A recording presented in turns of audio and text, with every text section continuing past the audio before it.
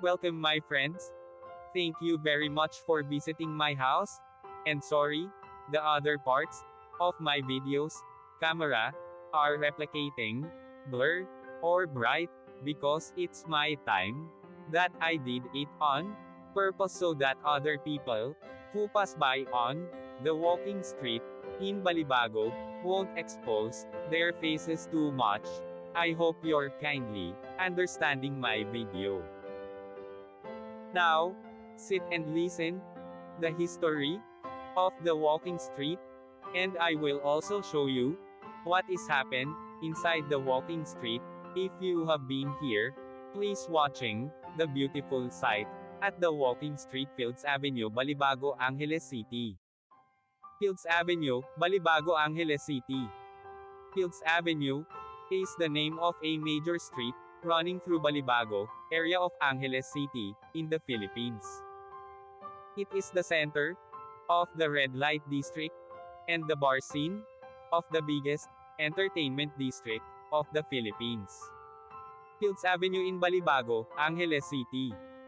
The name derives from the common military practice of naming roads adjacent to airfields as Field Street or Field Avenue. Originally, the name referred to the Clark Air Base and was Clark Field Avenue. The name evolved to become Fields Avenue. History: Fields Avenue, Balibago, Angeles City, Pampanga, Philippines.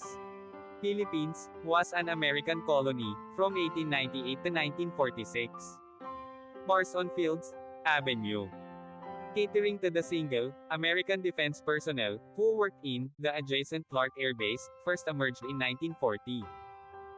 During 1940s and 50s, there were only 3 such bars just outside the main gate of the air base.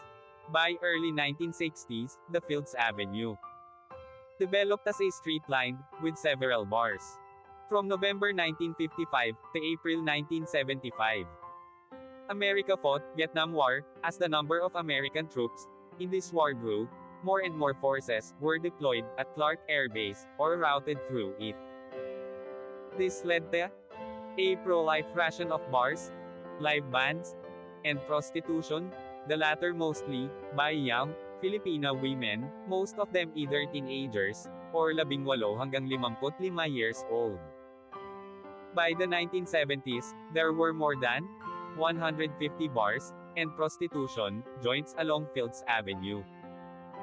This led to a mushrooming of related ancillary industries in the vicinity, namely music bands, hotels, doctors, hairdressers, and money exchange transfer services.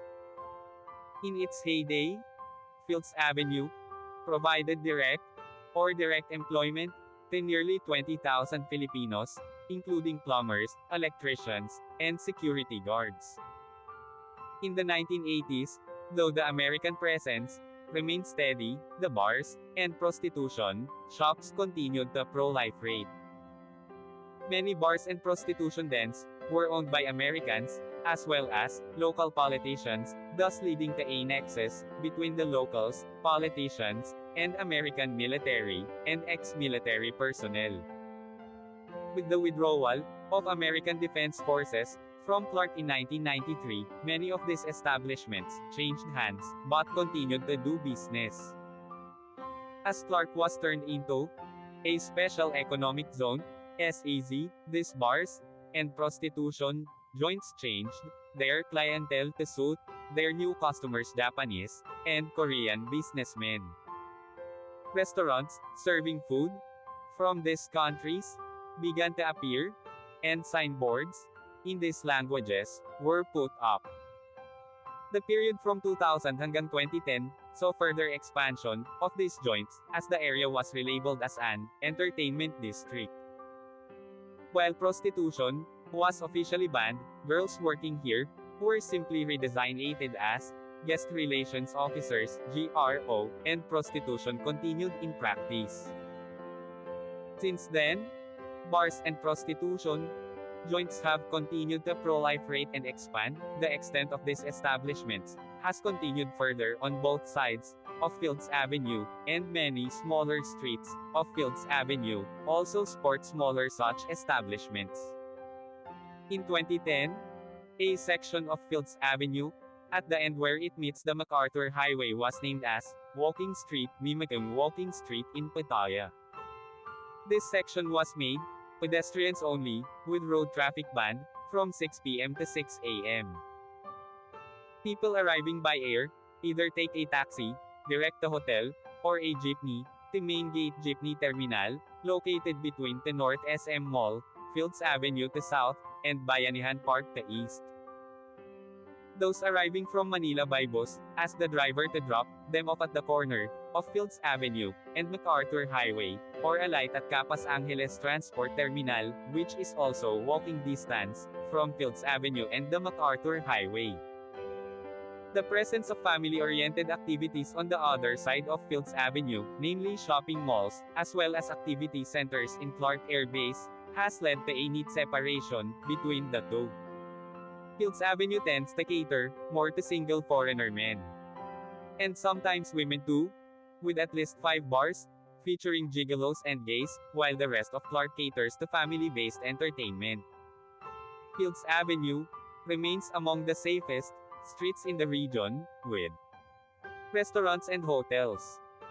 Fields Avenue has the largest density of hotels in Philippines, catering to all budgets, from a large number of 2-star and 3-star hotels, right up to a select few luxurious 5-star hotels. Many of the bars and hotels in Fields Avenue have restaurants attached. Fields Avenue has among the largest variety of restaurants in Philippines, with cuisines ranging from European, continental, Japanese, Korean, Australian, and a select few restaurants serving Indian, Arabic, and Filipino food. Restaurants tend to have long opening hours, most of them open late and close late, up to 4 a.m., though a reasonably number of them open early, around 7 a.m. A few restaurants are open 24 hours. Most Filipino and international fast food chains including McDonald's, KFC, and Jollibee have at least one branch along or near Fields Avenue. 24 Hours Police Station is located in the center of Fields Avenue. Thank you so much. See you my next video.